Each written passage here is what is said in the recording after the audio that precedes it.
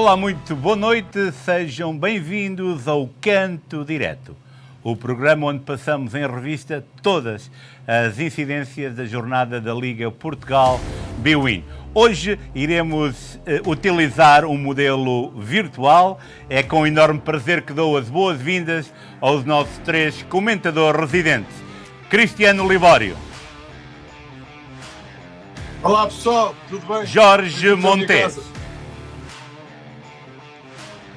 Boa noite pessoal, boa noite telespectadores. E o Bruno Ferreira. Boa noite a todos, boa noite. Hoje, como podem ver, os três estão diretamente a trabalhar das suas casas e é um prazer levar até si este programa. A 16ª jornada da Liga Portugal Bwin decorreu este final de semana. A jornada ficou inevitavelmente marcada pela chicotada psicológica que afastou Jorge Jesus do comando técnico do Benfica antes da visita do Clube da Luz ao Dragão, onde viria a perder por 3-1. Mas antes de irmos às incidências da jornada, vamos à pergunta da semana. O Futebol Clube do Porto é o justo campeão de inverno.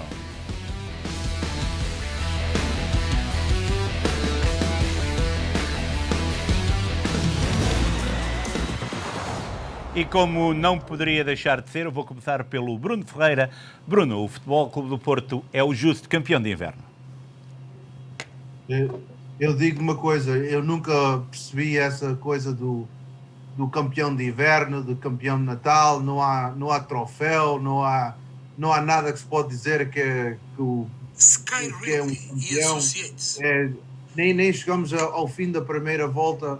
A única coisa é que o Porto está à frente e é só por causa do mero resultado contra o Sporting, empatados em pontos iguais, portanto, para mim, tanto faz.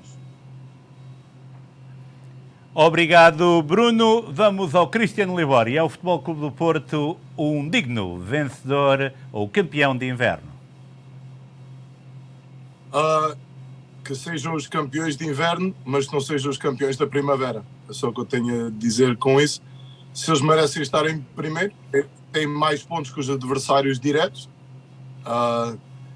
têm os golos acima do Sporting, daí estão em primeiro, mas de resto, o que interessa não é como se começa, mas é como se acaba, e vamos ver o que é que acontece quando chegarmos ao fim da primavera e ao fim da Liga.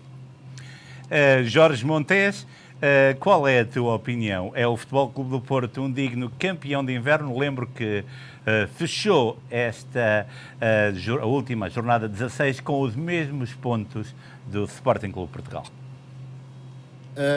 Exato, pronto, eu estou como o Bruno diz e o Cristiano, não há campeões de inverno, mas campeão só no sentido da palavra, não no sentido de título. Só no sentido da palavra, sim, o Porto não é o campeão de inverno. Eu diria que é o meu Sporting o campeão de inverno e por uma série de fatores. O Sporting este ano, no ano civil de janeiro a dezembro, conseguiu 100 pontos, pela primeira vez na sua história, ultrapassando o Porto, que não teve uma derrota. O Porto não teve uma derrota e o Sporting conseguiu mais pontos que o Porto. O Sporting foi campeão nacional em 2021, ganhou a Taça da Liga, ganhou a Supertaça, está apurado para os oitavos de final, é a única equipa dos grandes que está nas 4 frentes. Em outubro, novembro, teve o melhor jogador, o melhor guarda-redes, o melhor defesa, o melhor meio-campo, só foi suplantado na avançada pelo Porto, pelo Luís Dias. O ano passado o Coates foi o melhor jogador do ano, o 2021, melhor jogador do ano. O Pote foi o jogador mais jovem, o melhor jogador jovem do ano. O Amorim foi o melhor treinador do ano. O Ruben Amorim este ano acabou agora de ganhar o prémio do Artur Agostinho, que é um prémio muito consagrado do jornal A Bola, que foi ganho pela primeira vez por José Mourinho há 20 anos, qualquer coisa assim do género. O Ruben Amorim é a personalidade do ano 2021. O Sporting, por ser campeão, foi eleito pelos os telespectadores das várias televisões de Portugal, e o Ruben Amorim foi o líder eleito pelas várias audiências da televisão portuguesa. Por isso, atribuí ao Sporting a melhor equipa, não sendo campeão, mas a melhor equipa de 2021. Jorge Montes, mas se o campeonato Mas nós estamos a falar agora, da melhor equipa. Se acabasse agora o campeonato, a vitória seria do Futebol Clube do Porto. Mas se a minha avó não fosse morta, era viva. E então, o Porto está em execo com o Sporting, Sr. Rico, os mesmos pontos. E como o campeonato não acabou, não se pode dar a vitória ao Porto, até porque num Porto Sporting, o Porto foi superior o Sporting foi superior ao Porto. No jogo que empataram 1-1, o Sporting foi superior ao Porto. E agora estão empatados em execo. O campeonato não acabou, queres que eu diga que o Porto é campeão? Depois desta lista toda que eu te dei durante o ano, de todas as nomeações e dos melhores jogadores da Liga? Como é que é eu não quero que me digas não que o Porto, ofendido, Jorge, que o Porto é campeão, mas se o campeonato acabasse, imagina que qualquer coisa acontecia, o Futebol Clube de Porto, porque há regras a seguir, era o campeão de inverno. Pronto, isso não me custa nada a admitir. Se o campeonato acabasse hoje, o Porto era campeão. Ficas contente? Tá bom. Ótimo. Vamos então ao resultado do dia, a classificação desta jornada número 16. Tondela 0, Gil Vicente 3, Marítimo 2, Vizela 0, Moreirense 1, Estoril 0. Vitória de Guimarães 1, Boa Vista 1. O Sporting venceu o Portimonense por 3-2, Paços de Ferreira 2, Santa Clara 1. Aroca 0, Braga 6, Futebol Clube de Porto 3, Benfica 1, Famalicão, Belenenses SAD não se realizou, adiado. Na classificação, Futebol Clube Porto e Sporting é execo 44 pontos, o Benfica é agora terceiro a 7 pontos. Braga, quarto com 31, Estoril é o quinto com 25 pontos. No final, Belenenses SAD, o B-SAD é cada vez mais último, 8 pontos, Famalicão com 11, Moreirense com 12 e depois com 13 pontos, o Santa Clara.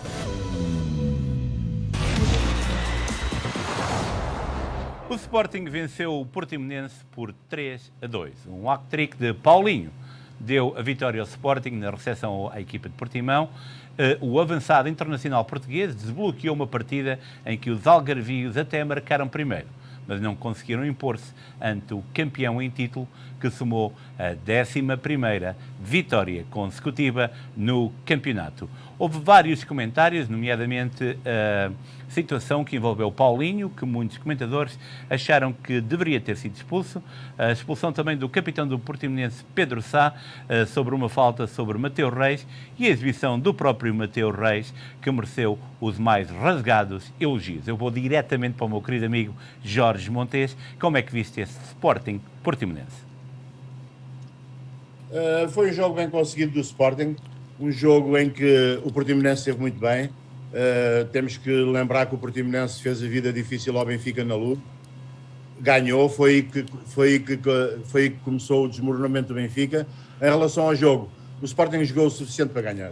Eu gostei muito de ver o Sporting. O Portimonense é uma excelente equipa. Aquele Nakajima vê-se porque é que custou 23 milhões, eu penso que foi ao Porto. É um jogador soberbo, uma rapidez tremenda. Tiveram a primeira oportunidade aos 10 minutos num remate fabuloso do Nakajima, num contra-ataque que o Adam teve dificuldade em segurar, que a bola ainda vai à barra e depois à segunda é que agarrou. O Sporting sempre em cima, não estava a conseguir finalizar, a jogar bem, a jogar ao meio campo, jogadas de infiltração, jogadas pela esquerda, pela direita, mas o último remate parecia que estavam a treinar o Samuel Portugal, o guarda-redes do Portimonense. E volta ou não volta, o Portimonense dizia que estava em jogo, com transições, o contra-ataque rápido ia fazer estragos na defesa do Sporting, que aos 21 minutos, por infelicidade do Mateus Reis, a cortar a bola, talvez um bocadinho precipitado, mas acontece aos melhores. E marcou um autogolo, pondo o Portimonense a ganhar.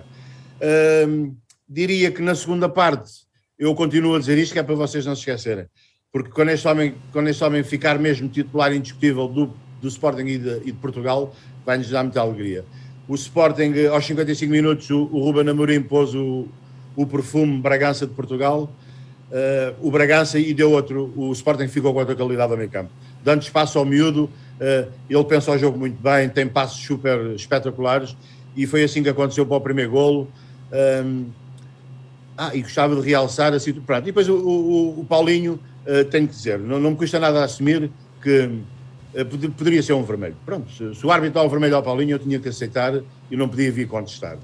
No entanto, só quero realçar que, pronto, que é daquelas jogadas que todos nós jogamos à bola, é na linha de fundo, que os defesas têm tendência a cobrir a bola e a ser, ia ser também agressivos para o avançado que está a tentar, mas na verdade aquele pontapé poderia ser para a bola, mas estava tão longe da bola que podia ser vermelho, não valia, não discutiria se fosse vermelho. Foi amarelo, também aceito, até porque deu jeito ao Sporting, não é? Não sabendo nós que ele ia marcar 3 golos, atenção.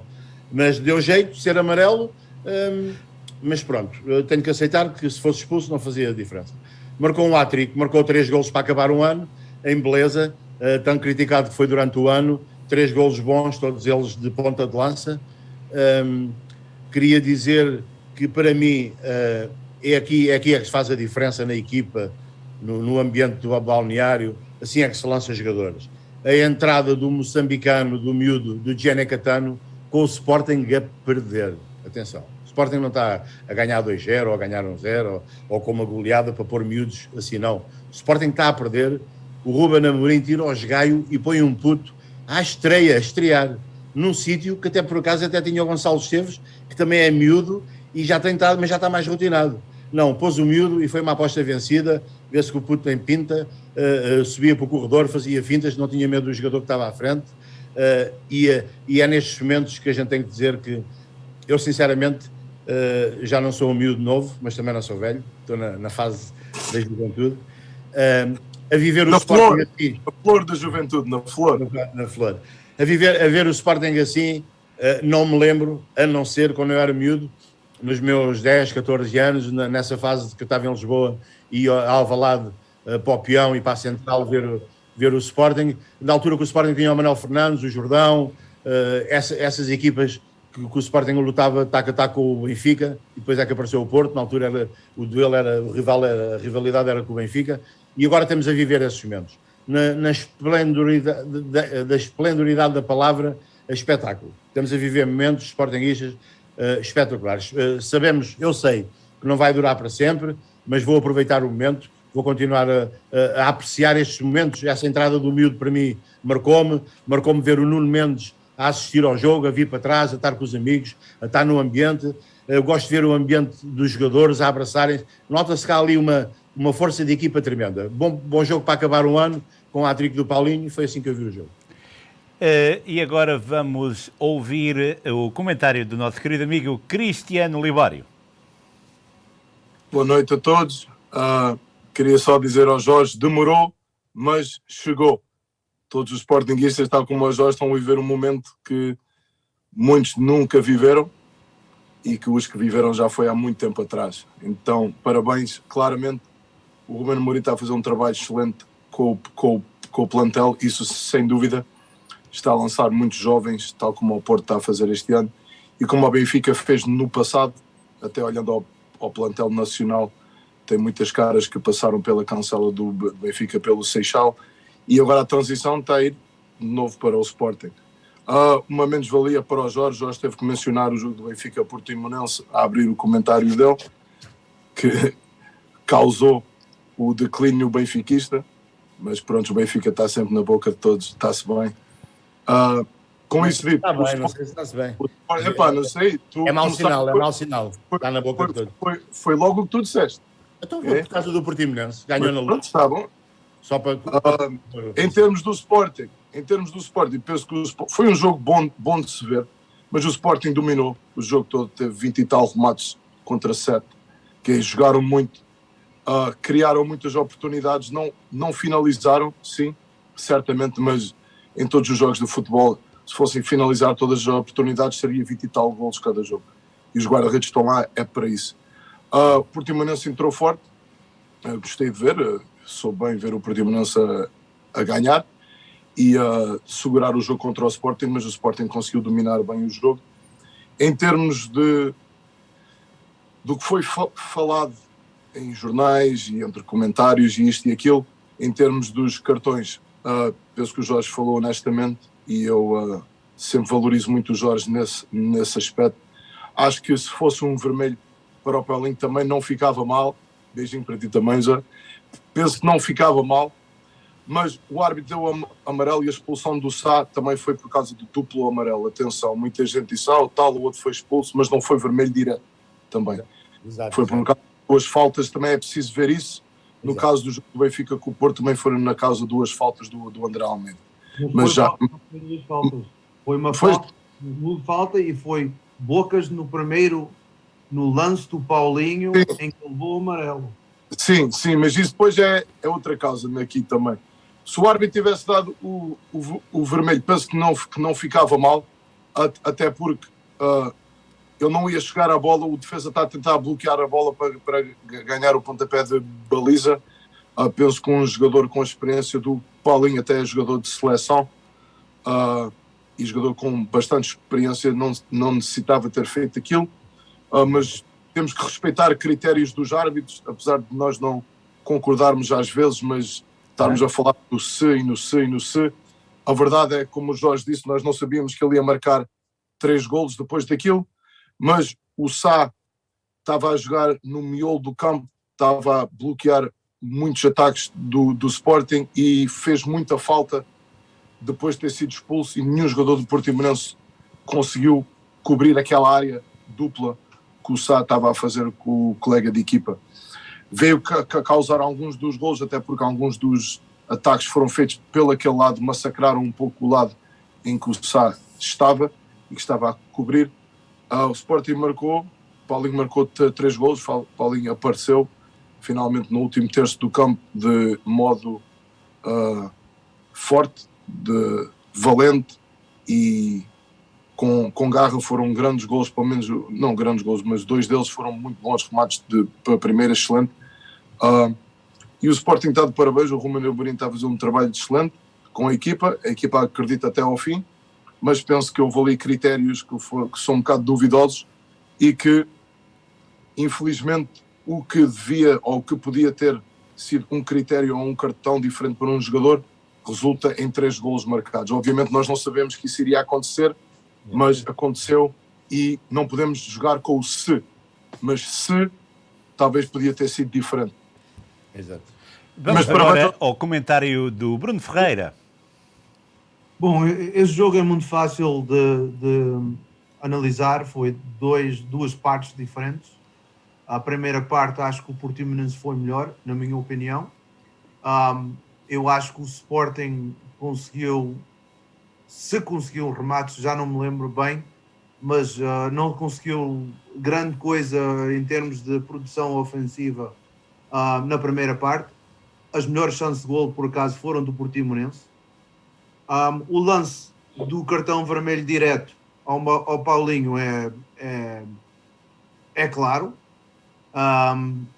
Eu acho que o árbitro e o VAR, não sei se estava no VAR ou não sei onde é que ele estava, mas falhou um lance capital do jogo e aí o jogo daí começou a mudar, porque o Sá levou um amarelo por reclamação a pedir um cartão vermelho ao árbitro, já não me lembro quem foi.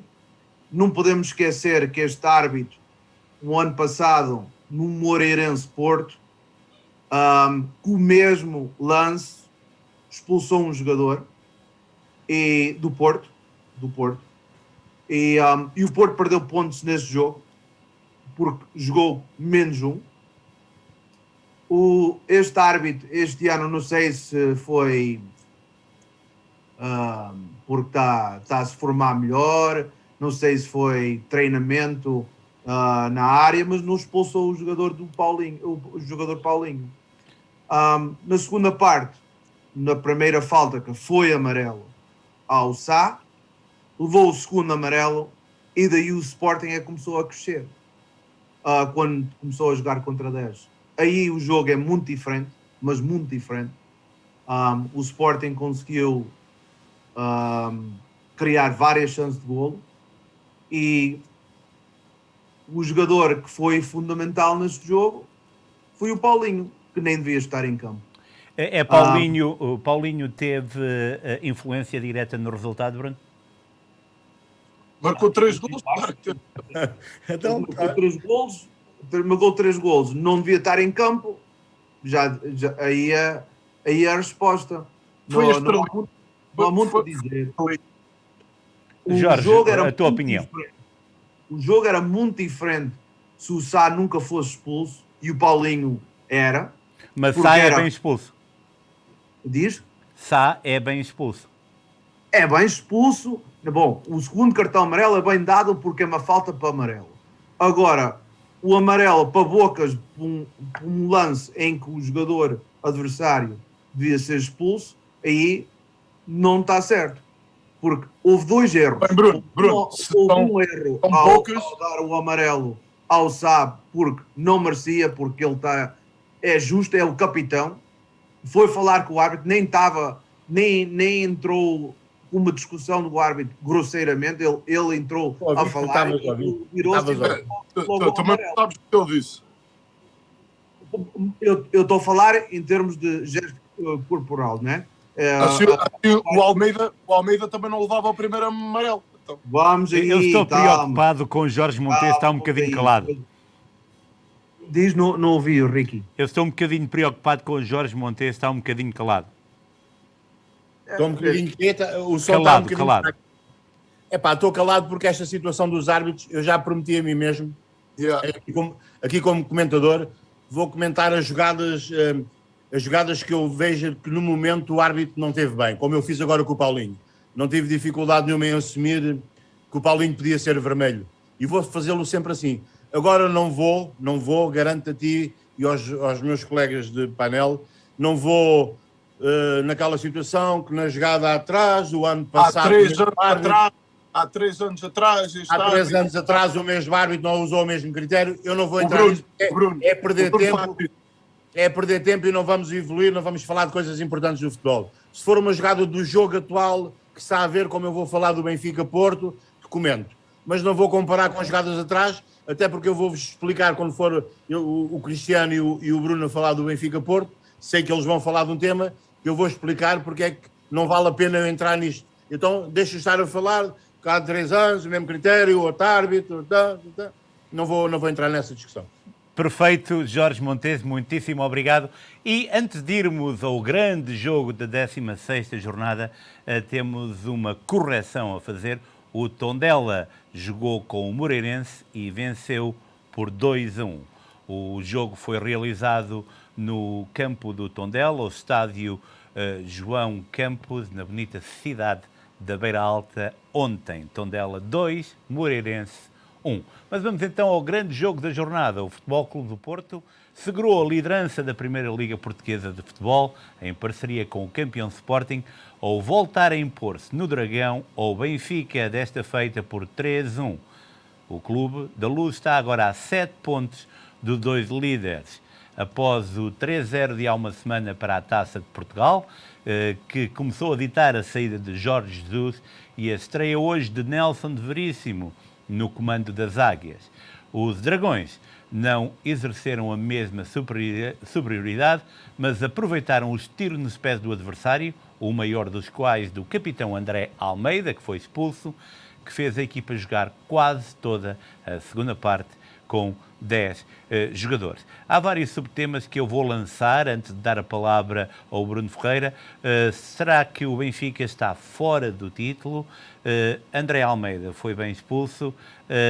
Nelson Veríssimo apresentou um novo esquema tático e as trocas e baldrocas do árbitro da partida, o que aconteceu antes, já que o juiz da partida, o nome foi alterado. Vamos então, Bruno Ferreira, como é que vistes o Futebol Clube do Porto Benfica? Foi esta uma vitória justa da equipa do Porto no Dragão?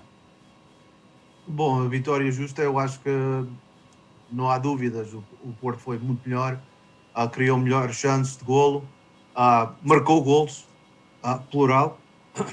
O Benfica entrou muito diferente em comparação do jogo da Taça.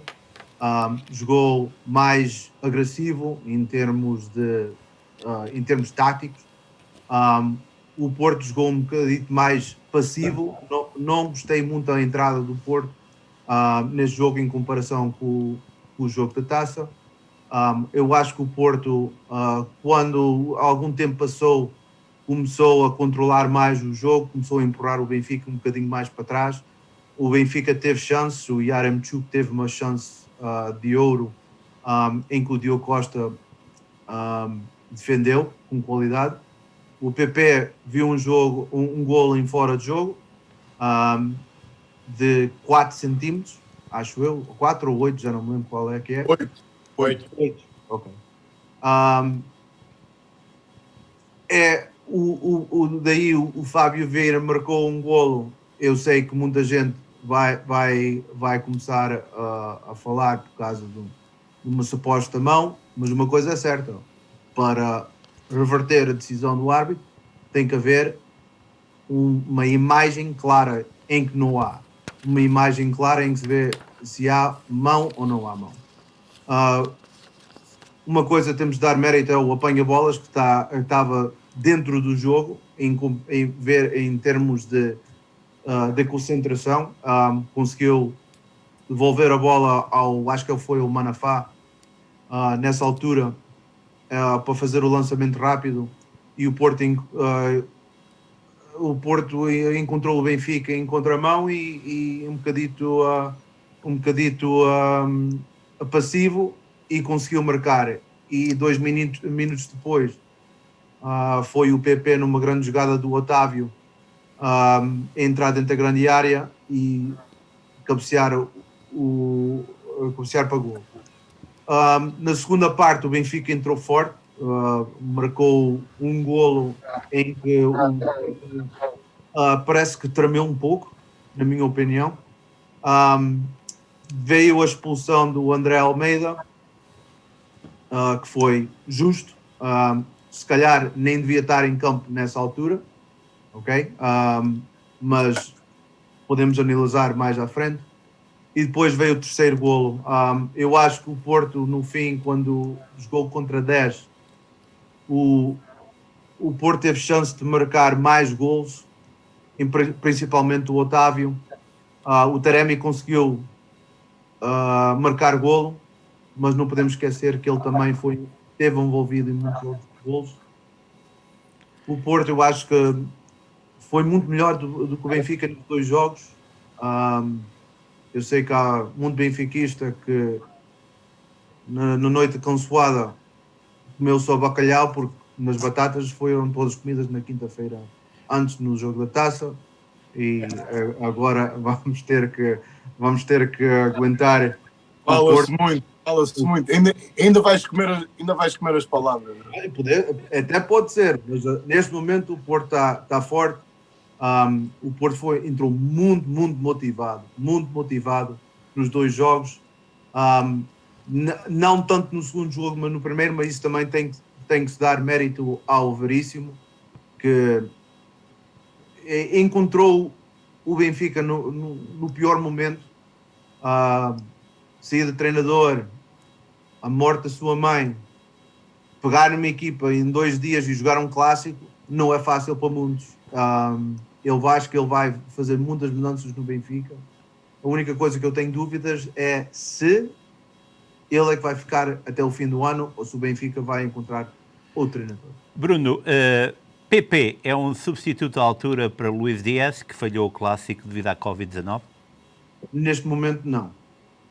Mesmo neste momento, não. Eu acho que o PP pode ser um bom jogador, tem muita qualidade, mas ao nível do Luís Dias, na forma do Luís Dias neste momento, vai ser muito difícil. Eu acho que o PP, o Porto vai ter que ir ao mercado. Eu acho que parece que hoje há uma oferta da Fiorentina pelo Tony Martínez que a mim assinava já. O Porto vai agora também perder vários laterais, perdeu o João Mário por lesão, o Manafá está fora por resto da época por lesão ao joelho, o Zaidu agora vai com o Can, que tem surpreendido nos últimos jogos. O Zaidu salvou-te um melinho, o Zaidu. E por acaso até salvou, ele jogou bem. nos últimos 2 jogos, por acaso... Eu não estou a acreditar. Disseste que o Zaidu jogou bem? Não, ele jogou bem. Ouviste bem, Ricky, ouviste bem. Ele jogou bem, mas ainda falta mais alguma coisa. Eu acho que eu disse o Wendell, para mim o Wendell não contava mais. Os centrais também está a ser um bocado, é uma posição em que podemos contratar, porque o Marcano já não aguenta, é muita lesão, o Pep é ainda mais. Uma coisa certa, tenho que agradecer ao Libório pelo Fábio Cardoso, tem jogado muito bem no Porto. Eu acho que não há dúvidas que ninguém pode duvidar do Fábio Cardoso. Eu acho que tem feito bons jogos, e o Mbemba também tem feito um grande trabalho.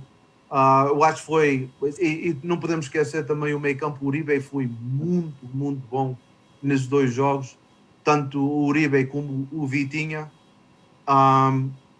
O Porto agora está forte, mas vai perder muito jogador. Cristiano Libório, porquê é que o Benfica perdeu no Dragão? Será que este jogo compromete as aspirações do clube a ser campeão nacional? Nelson de Veríssimo vai ser uma aposta? Gostaste do novo esquema tático?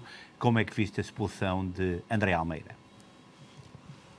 Bem, um jogo difícil de comentar e até de ver, porque o Benfica, obviamente, como nós todos sabemos, está no momento em transição, não é? Aconteceu o que eu pensava que não ia acontecer este ano.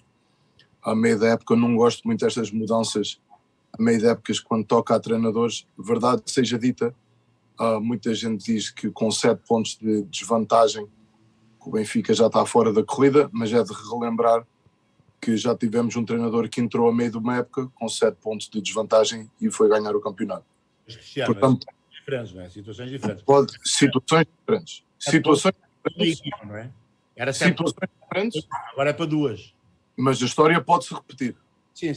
Nunca se sabe.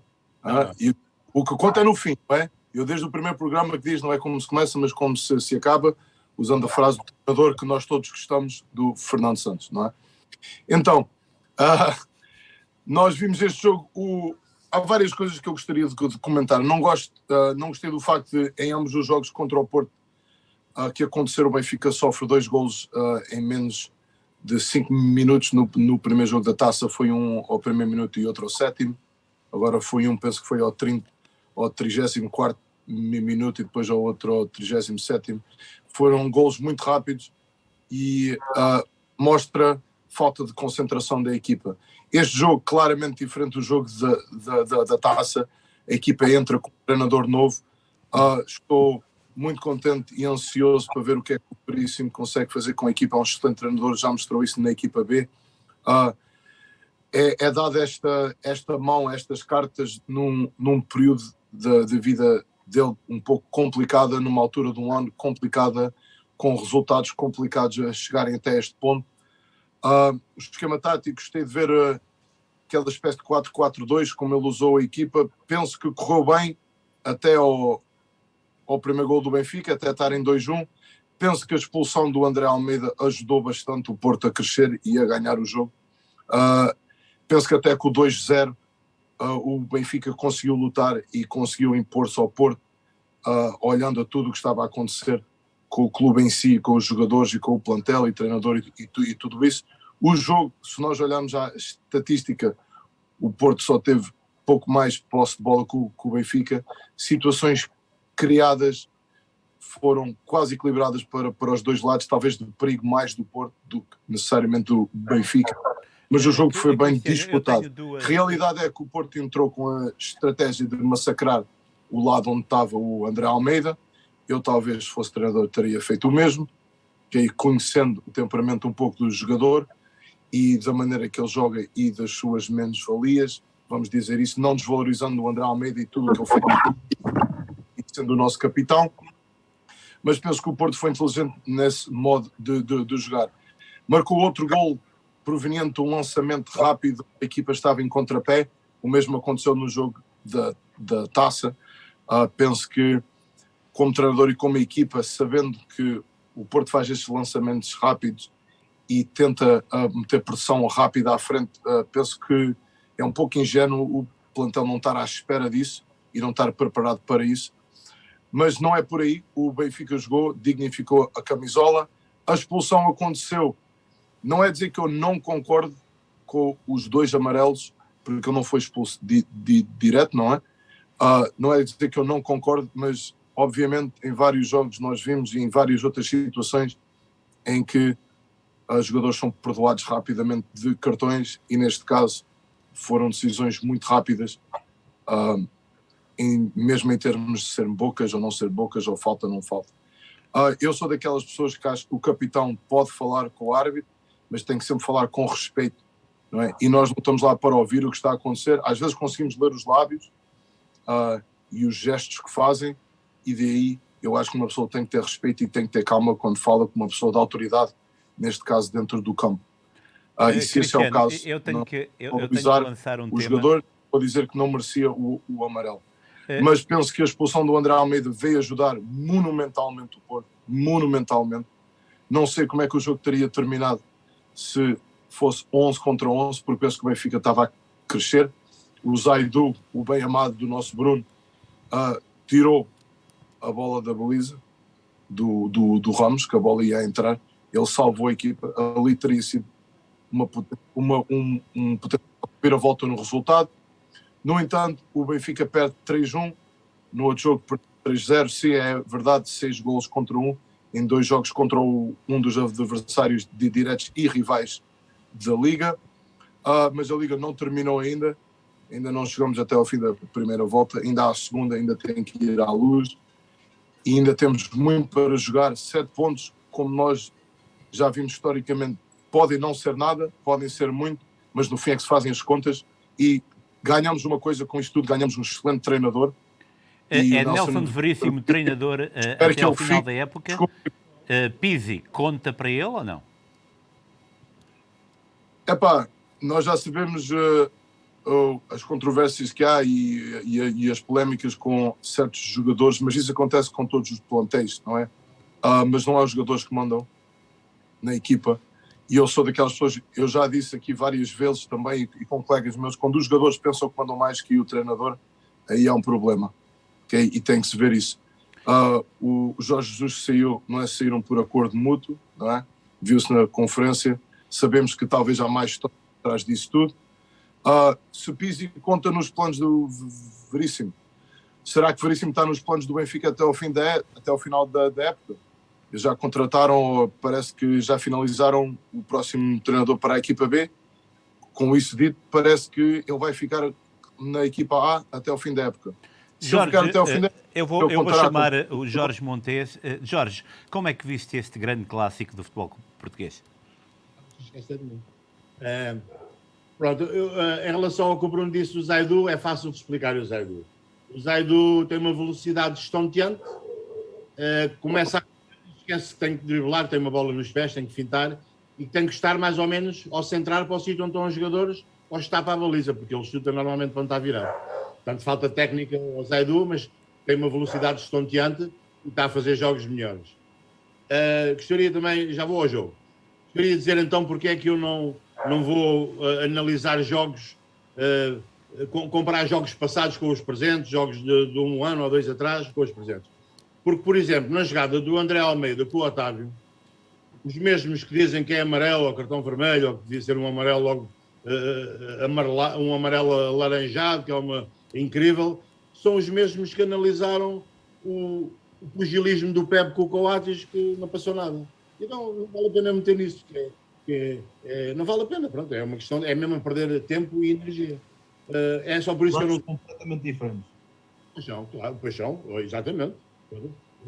Desculpa. Pois é, claro, muito diferentes. Em relação ao jogo, o Porto merece ganhar o jogo, mas pronto, o Benfica, na minha perspectiva, o Veríssimo foi um bocadinho precipitado por causa da situação. Tinha feito no chão com a equipa, não é? Está bem que ele conhece os jogadores e trouxe os jogadores da equipa a ver com ele, mas que não os pôs a jogar. E mudar o esquema tático para um 4-3-3, 4-4-2, e o posicionamento dos jogadores é um bocado arriscado no jogo com um Porto, que é sólido, está feito, tem fio de jogo. Então o Benfica perdeu-se um bocadinho no fio de jogo, mas nota-se, mas isso é uma coisa que a gente também já sabe, o Benfica tem individualidades, tem jogadores para formar uma equipa.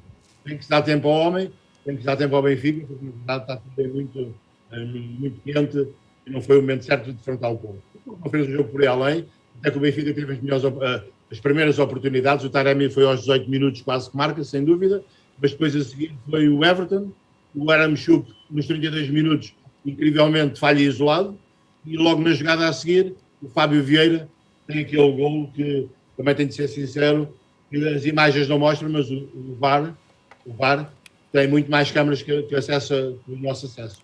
Tem 18 câmaras, se não estou em erro, e a gente tem ali 2 ou 3 só e que não passa daquilo. Nota-se, no entanto, que a volta do corpo foi bastante acentuada para a bola ficar ali, porque se bate no peito a bola continuaria pela esquerda, portanto ele teve que baixar a bola para baixo, teve que pôr para baixo rodando e, na minha opinião, batendo aqui nesta zona do braço. Queria ser anulado, não foi, dou vantagem ao árbitro. Não influencia no jogo porque o Porto a seguir marcou 2-0, o Benfica equilibrou na segunda parte com a luz do Yaramchuk, mas o Porto foi outra vez para cima, o Porto depois quase a acabar, o Otávio também falhou uma jogada que era o 4-1 também difícil de falhar e falhou. Gostaria de realçar o que o Bruno disse, que mostra a organização, mostra como as equipas são e o ADN do Porto, que eu admiro, e foi essa situação, na verdade, o apanha-bolas, de estar atento ao jogo, apanhou a bola rapidamente, foi ao Manafá, foi Bruno, é um miúdo do sub-14 do Porto, joga na equipa de sub-14, apanha-bolas, que está atento ao jogo, com instruções para isso, mas quantas vezes é que isto não acontece? Portanto, isto é um Porto a funcionar num seu todo, e é bonito de se ver, eu adorei ver. Ou às vezes seguram nas bolas de tempo a mais, não é? Pois, exatamente. Faz tudo parte da máfia do jogo, do conteúdo do jogo. Foi um jogo, não foi muito bonito, foi ok, mas o Porto ganhou bem e o Benfica tem que se dar tempo para se valorizar, para vir para o pé do Sporting e do Porto, que está uns passos atrás neste momento. Foi assim a análise... Foi assim a análise ao grande clássico no Dragão, que o Futebol Clube do Porto venceu por 3-1. Antes de irmos a um breve espaço comercial, quero lembrar que fique por aí, por logo a seguir, para fazer um pequeno comentário à saída de JJ do Benfica e depois analisar as últimas situações relacionadas com o Covid-19 e a Liga Portugal Bwin. Para já, vamos a um breve espaço comercial, voltamos já. Seabra Foods agora online. Visite-nos em www.seabrafoods.com e procure os seus produtos favoritos e encha o seu carrinho de compras quando estiver pronto para fazer o pagamento. Coloque a informação de onde entregar e escolha o método de pagamento. Entregas disponíveis em toda a América do Norte. Apenas alguns cliques e a sua encomenda segue de imediato para a sua casa. Seabra Foods online. www.seabrafoods.com.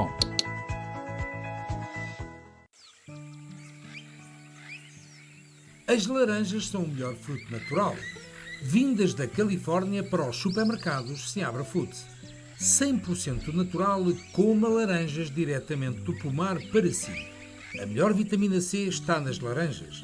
Seabra Foods, sempre a pensar em si.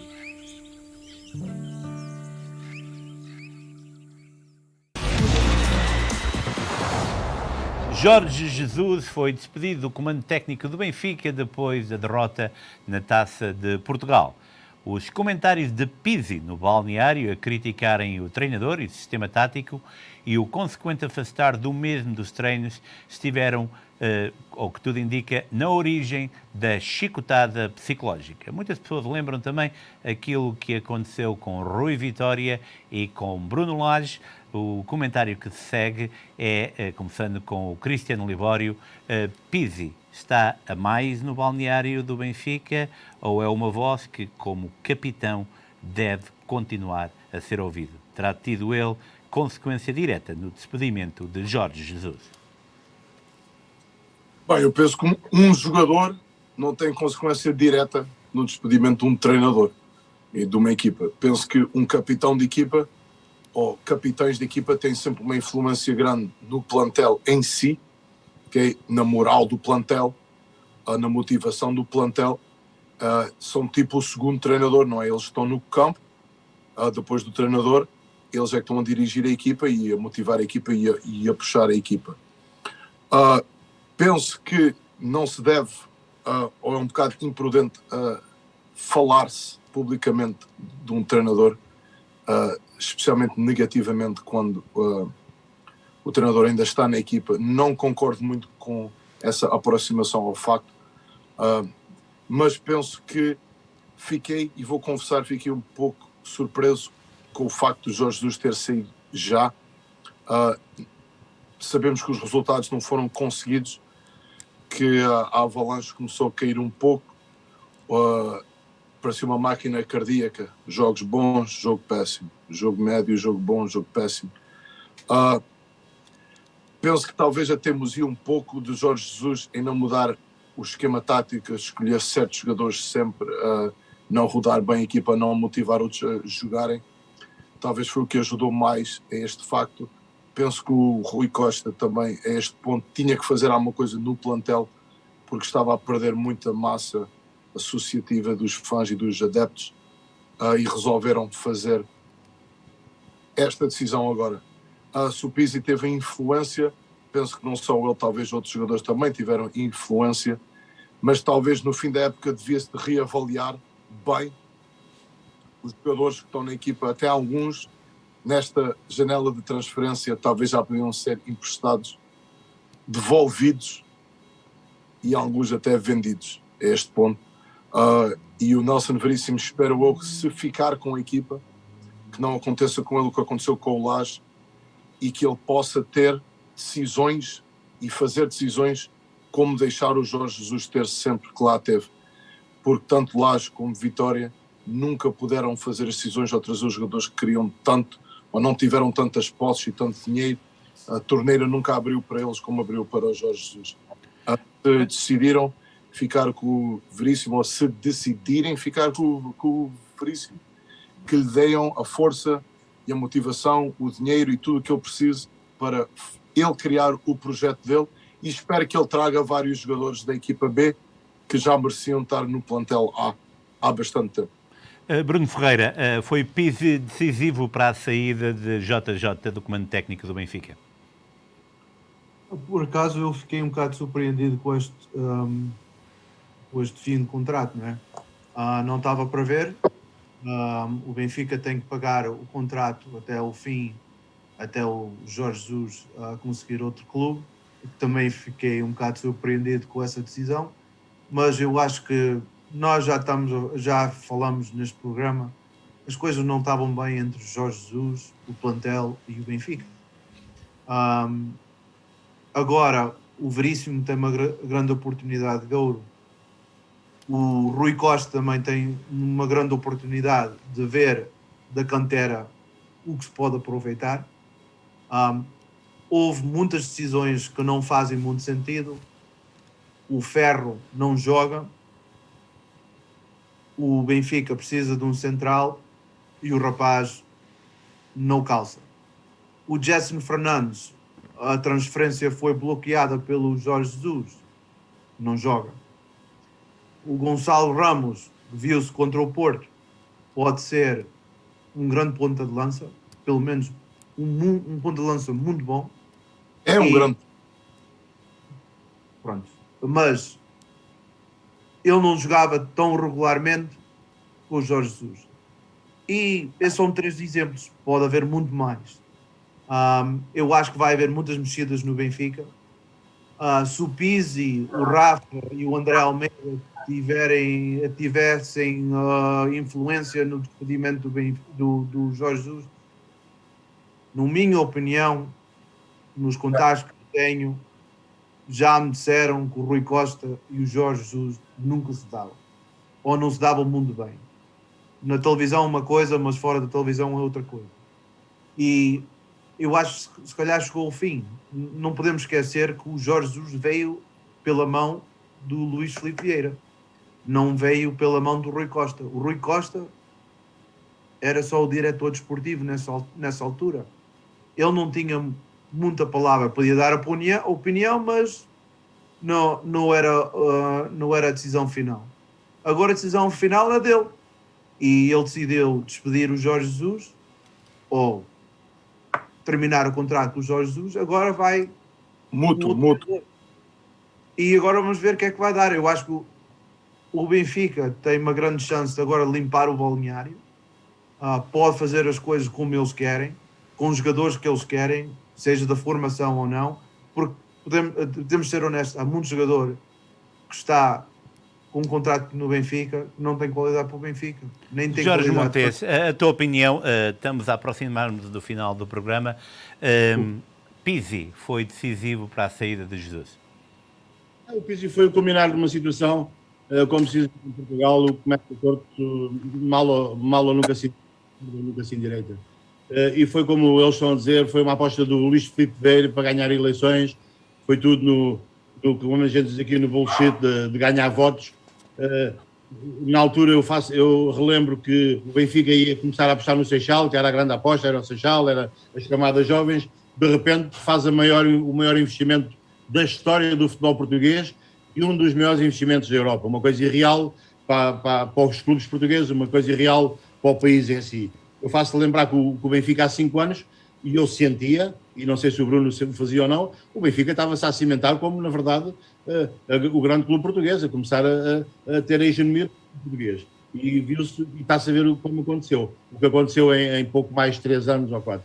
Foi uma aposta do Luís Filipe Vieira, o JJ a gente não se pode esquecer que vinha jogar o triplo, vinha arrasar, pôs as perspectivas altas, começou os resultados começou a época bem, sem dúvida, foram apurados para a Liga dos Campeões, foi uma bolfada de ar fresco, e depois começou as guerras com os jogadores, com o diretor, com o Pedro Brás, com o Luizão, com o Otamendi, com o Lucas Veríssimo, constantes fricções no balneário. E agora, como capitão de equipa e cansado também disto tudo, o balneário está cansado, estava cansado do Jorge Jesus, eu dizia aqui no programa, o homem empestava aquilo estava tudo nervoso, via-se nos jogos, via-se nas conversas dele, nos atritos que tinha com as várias pessoas, esperava para onde estava virado, e foi o culminar disso. E eu já esperava que ele ia para a rua. O Benfica agora precisa de tempo para se reativar e, na verdade, tem que fazer uma limpeza no balneário, que está a sair muita, e uma coisa que não era normal do Benfica, mas era normal no Sporting, está a sair muita informação para fora. Obrigado, queridos comentadores. Para a semana iremos analisar a crise da Covid-19 em Portugal, que já está a deixar mais feridas, depois da alteração do regulamento, que faz com que cada equipa tenha que ter no mínimo 13 jogadores para se apresentar em campo. O Estoril vem agora informar que vai jogar com a equipa de sub-23 no jogo com o Futebol Clube do Porto. O Estoril está a braços com um surto de Covid-19 e a maioria dos seus jogadores estão infectados e só devem sair do isolamento profilático no sábado, dia da recepção à equipa do Porto. Nesse sentido, o treinador Bruno Pinheiro prepara uma alternativa e pode lançar alguns jovens da equipa sub-23 contra os Dragões. Lembro que o plantel da linha de Estoril tem 35 jogadores inscritos e, uma vez que já reabriu a janela do mercado, a SAD até pode inscrever mais alguns atletas da formação secundária durante esta semana. Este será, portanto, um tema a desenvolver no próximo Canto Direto, na próxima semana. Vamos agora ao topo e ao fundo. Vamos perguntar aos 3 comentadores, começando pelo Bruno Ferreira. Bruno, o que é que foi o mais positivo desta semana e o mais negativo? O mais positivo, claro, foram duas derrotas do Benfica nas mãos do Porto. Aos pés do Porto. O Porto foi muito superior, mostrou a muita gente que o Porto está forte, e isso deixa-me muito satisfeito. O Natal foi azul, hein, Ricky? Atenção. No fundo? Então, mas disseste que não interessava nada disso, agora já interessa. Natal foi queridos amigos, temos 30 segundos no fundo, Bruno. O fundo é o surto do Covid-19, está a estragar muito jogo, e é uma pena. Cristiano Libório, topo e fundo. O meu topo é a mais-valia do Veríssimo ser o nosso treinador. Tenho seguido muitos jogos da equipa B e estou ansioso para ver o que é que ele consegue fazer. E o Bruno levou o meu negativo. O meu baixo é o que está a acontecer não só em Portugal, mas no mundo do futebol. Muitos jogos adiados, e vamos ver como é que vai ser o fim desta liga, não só para a Liga Portuguesa, mas para outras ligas, com respeito a jogos no final da época e calendários a serem cumpridos. Jorge Montes, topo e fundo. Rápido, Ricky, o Estoril já pediu o adiamento do jogo. Atenção, a última notícia é que o Estoril está a pedir o adiamento do jogo. Vamos lá ver como é que o Porto se porta e depois falamos sobre isso. O melhor da semana foi o Sporting no futsal, conquista a 10ª Supertaça em 23 edições, ganhando ao rival Benfica por 7-2. E o melhor que eu não posso deixar passar, que é um feito inédito, é um feito brutal, é o top dos tops, que é o Cristiano Ronaldo, que venceu o troféu do melhor marcador de todos os tempos. De todos os tempos, vou vincar. O pior é o Sr. António Rola, um ex-árbitro, comentador residente da Benfica TV, que diz que, e eu vou citar o que ele diz, que eu sou contra o VAR. O VAR veio matar o futebol, veio acabar com os erros humanos. Eu sou contra o VAR. E eu quero incluir aí que o Sporting, desde que a VAR, tem 6 títulos, o Porto tem 5 títulos e o Benfica tem 3 títulos. Obrigadíssimo, caros amigos. Vamos à pergunta da próxima semana e eu passo a referir. O mercado de transferências abriu e já começam os rumores. Quais dos 3 grandes precisa de mais reforços e especificamente para que posição? Por isso mesmo já sabe que pode enviar-nos a sua opinião através do nosso e-mail cantodireto@spttvchannel.com ou então através do Facebook em SPT Television Channel. Quero dizer que hoje cumprimos mais um dia histórico aqui para a SPT Television. Levámos para o ar um programa em direto com 3 comentadores residentes no conforto das suas casas. A isto nos obriga este surto de Omicron que nos tem a todos preocupados, mas uma vez, com alguns pequenos problemas técnicos, levamos e cumprimos o objetivo de levar até si este programa. Eu quero, caros comentadores, dizer-vos muitíssimo obrigado. Vemo-nos possivelmente em pessoa na próxima semana e eu vou já começar por pedir ao Cristiano Libório que diga até amanhã. Pessoal, até à próxima. Obrigado por estarem aqui na minha casa comigo. Tchau, colegas. Bruno Ferreira. Eu quero desejar aos... desculpa. Tchau. E um bom Tchau ano a a todos. todos e que tenham muita saúde neste tempo. Jorge Quero desejar Montes. aos espectadores e às famílias um feliz 2022 com muita saúde e em paz, tranquilos. Para você em casa, tenha uma ótima noite. Até para a semana, se Deus quiser.